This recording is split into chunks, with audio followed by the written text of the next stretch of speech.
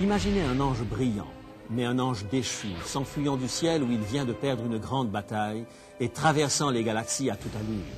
Il trouve enfin un coin de l'univers où des créatures le prennent au sérieux, la planète Terre. C'est là qu'il va pouvoir poursuivre la lutte contre le gouvernement de Dieu. Mais Dieu envoie son propre Fils au secours de cette planète et remporte la victoire à la croix. L'ange déchu, Lucifer, échoue dans sa tentative de détourner Christ de sa mission. Lucifer est vaincu, c'est alors qu'il conçoit l'un des plus brillants moyens de renverser le rapport des valeurs entre le bien et le mal, et il utilise l'institution même que Christ avait fondée. Aujourd'hui, nous allons découvrir ce qui est arrivé lorsque Lucifer a découvert son arme secrète la plus dévastatrice, l'Église.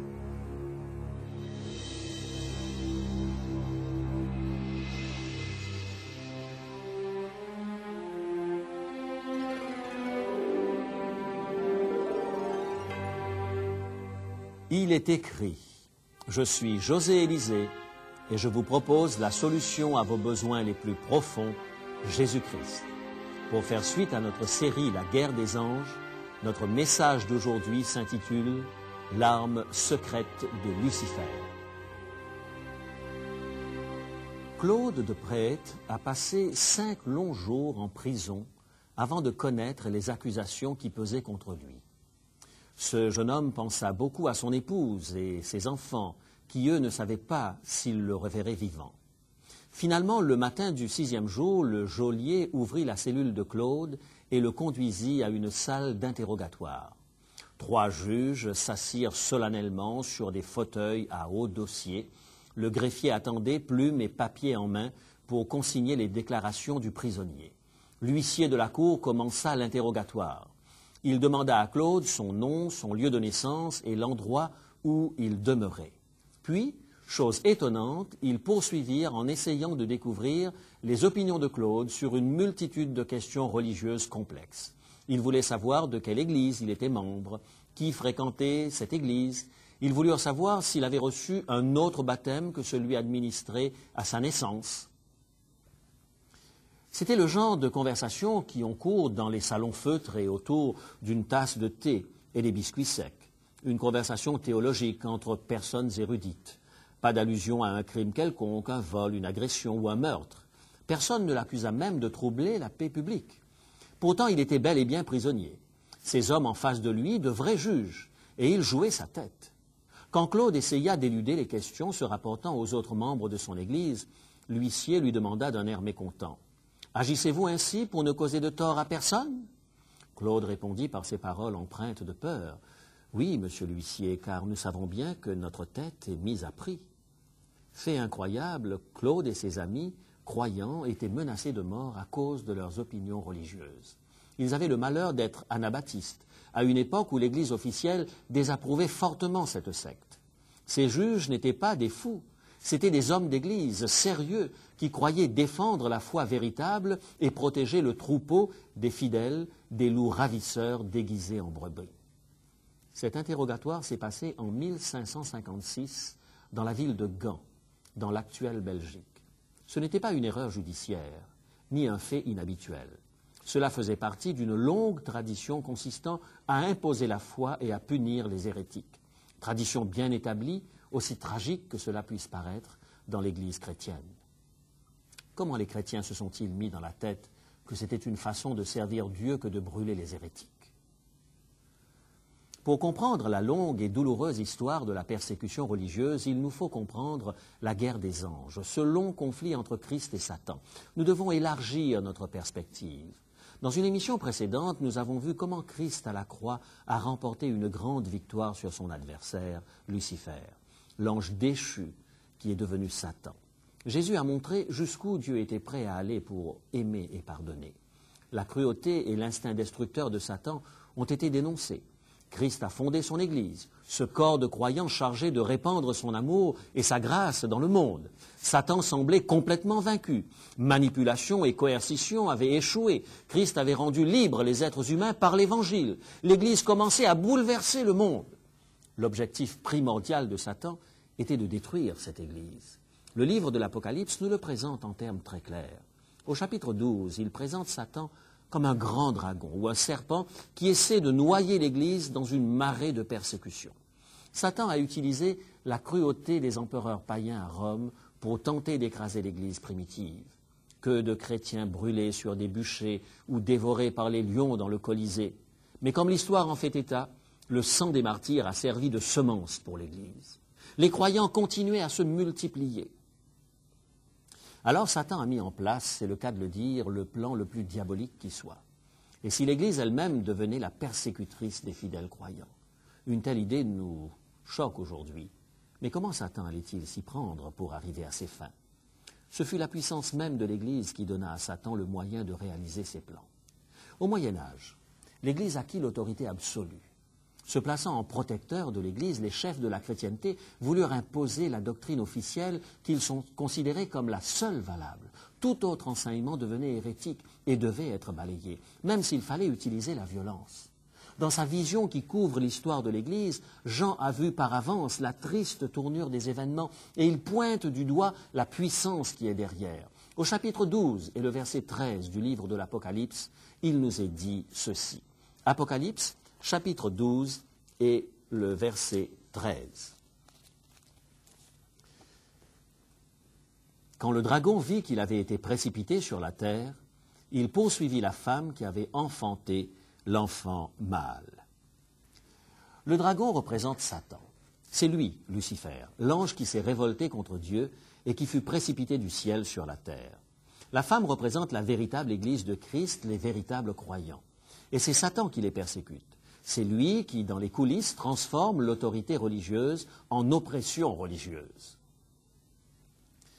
L'interrogatoire de Claude fait clairement ressortir ce fait. Les lettres que cet homme a réussi à envoyer de sa prison en témoignent. Un jour, 2 moines vinrent le questionner. Ils lui demandèrent « De quelle foi es-tu » Claude déclara simplement « Je crois en Christ Jésus. Je crois qu'il est le véritable Fils de Dieu, qu'il est vivant et qu'il n'y a de salut en aucun autre au ciel et sur la terre. » Ces hommes n'étaient pas satisfaits. Ils voulaient entendre les croyances de Claude par rapport à l'Église mère, qu'ils considéraient comme la véritable Église apostolique.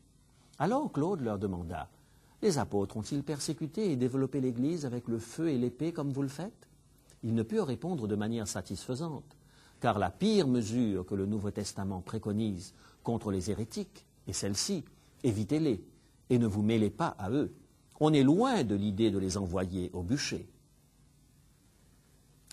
À une autre occasion, le doyen de Reims, un théologien réputé, vint interroger Claude. Claude lui demanda par quelle autorité il pouvait demander le sang de ceux que nul ne pouvait accuser d'un crime quelconque. Le doyen trouva un passage dans le Deutéronome, chapitre 17, le verset 12, qui déclare que ceux qui défiaient les prêtres en Israël devaient être mis à mort. Claude rappela au doyen que le monde n'était plus sous la loi du talion, mais sous la loi de la grâce. Et il souligna que Jésus, dans une parabole, avait dit que nous ne devrions pas essayer d'arracher l'ivraie du milieu de nous, car on risquait d'arracher en même temps le bon grain. En d'autres mots, n'essayez pas d'arracher les mauvaises herbes maintenant, n'essayez pas de détruire les méchants qui se trouvent parmi vous. Vous risqueriez de détruire des justes par la même occasion. Laissez-moi accomplir cette tâche au jour du jugement, a dit Jésus. Je séparerai le blé de l'ivraie, les brebis des boucs. Le doyen ne put que répondre qu'il avait assez de sagesse pour arracher quelques mauvaises herbes sans endommager le blé. En cela, il se trompait. Claude et ses amis croyants étaient parmi les chrétiens les plus sincères et les plus aimants que le monde ait jamais connus. Ils étaient bien en avance sur leur temps, en plaçant la simple piété envers Christ et la fidélité à la Bible au-dessus des traditions de l'Église. Le doyen lui-même reconnut qu'il n'avait rien à redire contre les pratiques du groupe de Claude. Mais ces gens furent malgré tout harcelés. Ils furent emprisonnés et torturés. Ils furent brûlés au bûcher. Et l'Église officielle allumait le feu. L'Église officielle persécuta cruellement quelques-uns des chrétiens les plus merveilleux qui aient jamais vécu.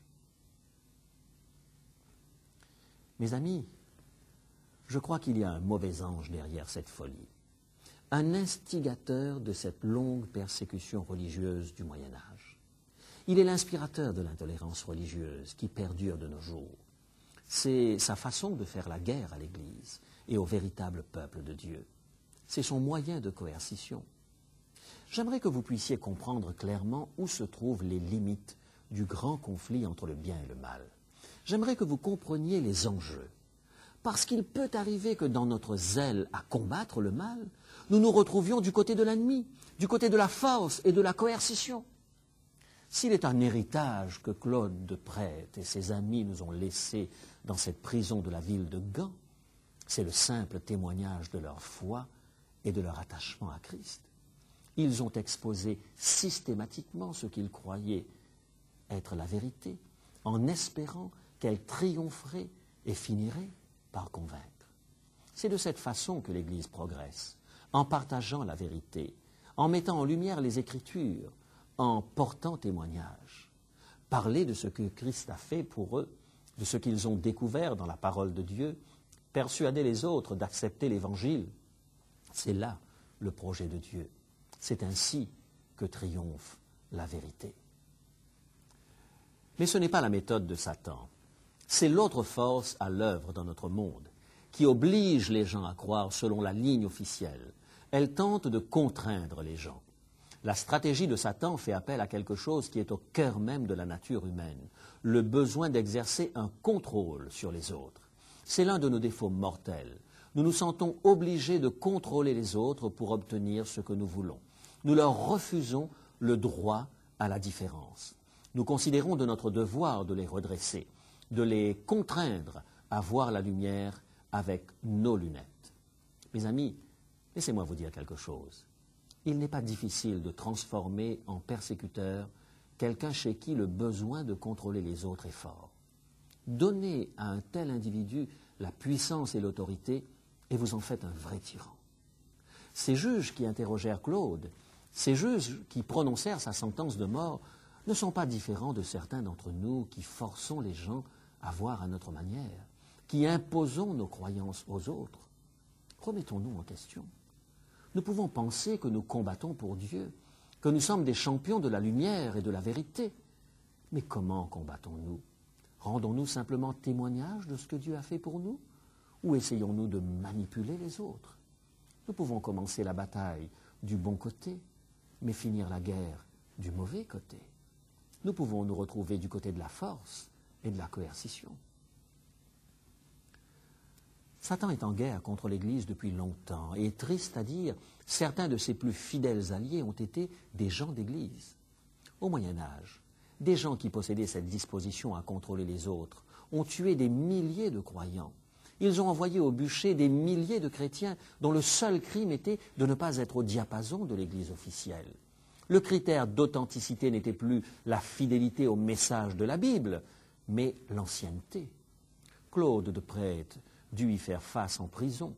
Au cours de l'un de ses interrogatoires, le juge en chef lui dit « Christ a promis à son Église qu'il serait avec elle jusqu'à la fin du monde. Or, je ne trouve personne parmi vous qui puisse me dire que votre Église existe depuis plus de 30 ans. » En d'autres mots, le juge demandait si Christ a promis de préserver son Église depuis le jour où il l'a fondée. Comment, alors, expliquez-vous la légitimité de votre Église, puisqu'elle n'existe que depuis 30 ans? La réponse de Claude mit en évidence une perspective plus grande de la notion de corps du Christ. Il dit « Je ne doute aucunement que Christ ait été le gardien de son corps, l'Église, qu'il l'est encore et qu'il le sera aussi longtemps que le monde existera, selon sa promesse. Bien qu'elle fût parfois éradiquée de certains pays dans des bains de sang et la persécution, elle n'a pas été détruite entièrement, car le monde est vaste et elle a pu subsister dans un coin retiré sans être détruite complètement. » En d'autres mots, Claude disait « Dieu a toujours eu un peuple qu'il a aimé et qui a suivi les enseignements de sa parole. Il a préservé ce peuple à travers les âges. Il a maintenu la flamme de la piété sincère envers Christ. » Parfois, ce furent les Vaudois du Piémont qui prirent le flambeau. D'autres fois, les Anabaptistes aux Pays-Bas. Dieu avait ces champions qui ne se laissèrent pas contrôler, qui ne permirent pas que leur conscience fût manipulée, qui s'appuyèrent fermement sur la parole de Dieu. Des gens comme Jean Hus, qui proclama l'autorité des Écritures en Bohême. Des gens comme John Wycliffe, qui milita avec force pour la réforme de l'Église en Angleterre. Et parfois, c'étaient des voix solitaires, presque anonymes, comme celle de Claude de Prête. Sa consolation fut de savoir qu'il faisait partie de ce vaste peuple, de ce corps de croyants en Christ qui avait préservé la vérité à travers les âges. Claude trouva une source d'encouragement encore plus grande au sein même de sa prison. Il avait passé 5 longues journées dans une cellule, s'inquiétant de son épouse et de ses enfants. Il reconnaît, comme il l'écrit lui-même, qu'il commençait à se sentir très déprimé. Il dit, et je cite, « J'éprouvais une grande tristesse. J'avais le cœur lourd et tourmenté, et j'étais envahi par une grande peur. Mais le matin du 6e jour, quelque chose raviva complètement son âme. Il écrit « Mon cœur s'enflamma d'une joie intérieure envers le Seigneur, mon Dieu. Puis toutes mes peines et mon anxiété me furent enlevées, comme le vent emporte la poussière de la rue. » Curieusement, ce fut le gardien venant le chercher pour le conduire devant ses accusateurs qui marqua ce revirement. C'était le début de l'interrogatoire. Son supplice ne faisait que commencer, et pourtant il était heureux. Heureux car il allait enfin avoir une chance de témoigner de sa foi. Il pourrait enfin rendre témoignage à Christ et aux vérités de la parole de Dieu. Advienne que pourra, ses adversaires allaient savoir ce que Jésus signifiait pour lui. Il écrit « Je m'assis plein de confiance. Mon cœur s'élevait vers le Seigneur mon Dieu, m'oubliant moi-même ainsi que les choses qui sont dans ce monde. » Claude de Prête se trouvait du bon côté. Il entrait dans la bataille selon le plan de Dieu. Il parla au cœur et aux esprits de ceux qui l'interrogeaient. Il fit appel à leur libre arbitre. Le livre de l'Apocalypse nous parle de ces gens qui, comme Claude, se sont tenus du bon côté. Écoutez ce passage de l'Apocalypse, chapitre 12 et le verset 11, qui décrit ceux qui tiennent ferme contre Satan, le dragon. Apocalypse, chapitre 12 et le verset 11. Ils l'ont vaincu à cause du sang de l'agneau et à cause de la parole de leur témoignage, et ils n'ont pas aimé leur vie jusqu'à craindre la mort. Comment ces gens ont-ils remporté la victoire? Premièrement, par le sang de l'agneau, par la croix de Christ. La loyauté à Christ et à son sacrifice sont au centre de leur vie. La croix devient un rocher auquel ils peuvent s'accrocher dans les plus grands moments de tourment. Deuxièmement, ces gens obtiennent la victoire par la parole de leur témoignage. Comme dans le cas de Claude, leur foi est raffermie lorsqu'ils parlent de la place de Christ dans leur vie. Adhérer aux principes de la parole de Dieu et conformer leur vie à ces principes par la puissance du Saint-Esprit et témoigner publiquement fortifie leur foi. Troisièmement, l'engagement total jusqu'à la mort leur ouvre une perspective sur l'éternité. Ils ne sont pas freinés par le désir de sauver leur peau ici-bas. Ils cherchent à servir Dieu, quelles que soient les conséquences. Un immense conflit entre le bien et le mal fait rage autour de nous et nous conduit à prendre position.